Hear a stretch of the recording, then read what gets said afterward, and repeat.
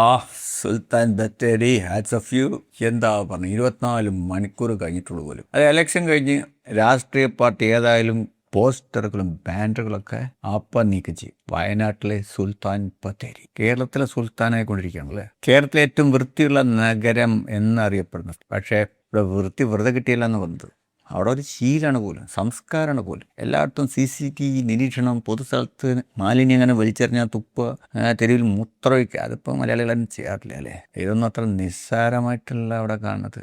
നിയമലംഘനത്തിന് പിഴയും കിട്ടും പോലും. ഇവിടുത്തെ രസകരമായ കാര്യം എന്താ വെച്ചാൽ, ആളുകൾ അതേപോലെ പേടിപ്പിച്ച് വൃത്തിയാക്കിയിട്ടൊന്നുമല്ല സുൽത്താൻ ബത്തേരിയുടെ വിജയം എന്ന് പറഞ്ഞാൽ. ആളുകളുടെ ചിന്താഗതിയാണ്. വർഷങ്ങളായിട്ട് അടിഞ്ഞുകൂടിയുള്ള ഓടകളൊക്കെ വൃത്തിയാക്കി മാലിന്യങ്ങളൊക്കെ വലിച്ചെറിഞ്ഞ ശക്തമായി നടപടികൾ വന്നപ്പോണ്ടല്ലോ. പ്ലാസ്റ്റിക്കിനെതിരെയുള്ള നിയന്ത്രണങ്ങളൊക്കെ ശക്തമാക്കി.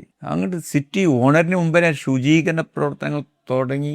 ജനങ്ങൾ ഉത്തരവാദിത്തമാക്കിയിട്ട് അങ്ങ് ഏറ്റെടുത്തപ്പോഴല്ല അവിടെയുള്ള കടക്കാർ, ഓട്ടോ ഡ്രൈവർമാർ, ഹോട്ടലുകൾ, നാട്ടുകാർ, ഹരിതകർമ്മസേന എല്ലാവരും കൂടി ചേർന്ന് ഹോട്ടലുകളിലും കടകളിലൊക്കെ പ്ലാസ്റ്റിക് പകരം തുണിസഞ്ചികളും പേപ്പർ ബാഗുകളും പോലെ ബദലുകളാണ് പ്രോത്സാഹിപ്പിച്ച് പൊതു ശൗചാലയങ്ങൾ പോലും സന്ദർശകർക്ക് അഭിപ്രായം രേഖപ്പെടുത്താനുള്ള സംവിധാനങ്ങളൊക്കെ ഒരുക്കി.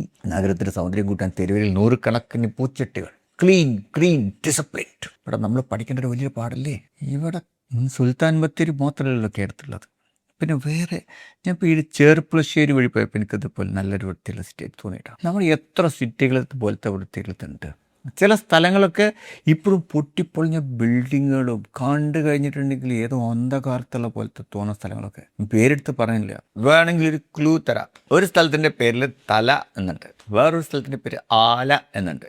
ഈ 2 സ്ഥലം കണ്ടപ്പോൾ എനിക്ക് തോന്നി ഇപ്പോൾ ആ പഴയ മന്നാസി ബിൽഡിങ്ങൊക്കെ ഇടിച്ച് പൊളിച്ച് കളഞ്ഞൂടെ. ഇതുപോലെ ഹൈവേയും വരുന്ന അടുത്തൊക്കെ ഒന്ന് ക്ലീൻ ആവുന്നേ. ഞാൻ ആലോചിച്ചൊന്ന് പറഞ്ഞു പോയതാണേ. നിങ്ങൾ എഴുതി കമൻസിൽ. ഇനിയും മാറ്റങ്ങൾ വന്നിട്ടില്ലാത്ത സിറ്റികൾ, അതായത് ഭരണാധികാരികൾ, ആർജവമുള്ള ഭരണാധികാരികൾ വന്നു കഴിഞ്ഞാൽ, സുൽത്താൻ ബത്തേരി എന്ന് പറഞ്ഞാൽ അത്ര ഭയങ്കര സിറ്റി ഒന്നുമില്ലല്ലോ, പക്ഷേ ചരിത്രത്തിൽ ഇടം പിടിച്ചില്ലേ, കേരളത്തിന് മാതൃകയായില്ലേ, ഇന്ത്യക്ക് മാതൃകയായില്ലേ. ഇതുപോലെ നമ്മുടെ ഓരോ സിറ്റികളും നമ്മൾ മാറ്റിപ്പിക്കണ്ടേ. മലയാളി ലോകത്തിന് മാതൃകയാകേണ്ട മനുഷ്യൻ എന്നുള്ള അവസ്ഥയിലേക്ക് എത്തിയിട്ടുണ്ട് പല കാര്യത്തിലും. ഈ കാര്യം, ഈ വാശിയോട് കൂടി നമ്മൾ നടപ്പിൽ വരുത്താൻ, അത് വൃത്തി എന്നുള്ളത് കേരളത്തിലെ ഓരോ സിറ്റികളും ഇന്ത്യക്ക് മാതൃകയാക്കി കൊണ്ടുവരാൻ കഴിഞ്ഞിട്ടുണ്ടല്ലോ. ഇന്ത്യയുടെ വളർച്ചയ്ക്കുള്ള പ്രധാന കാരണം ഒന്ന് കേരളമായിട്ട് മാറും. കേരളം എന്ന് കേട്ടാൽ തിളക്കണം ചോര ഞരമ്പുകളിൽ.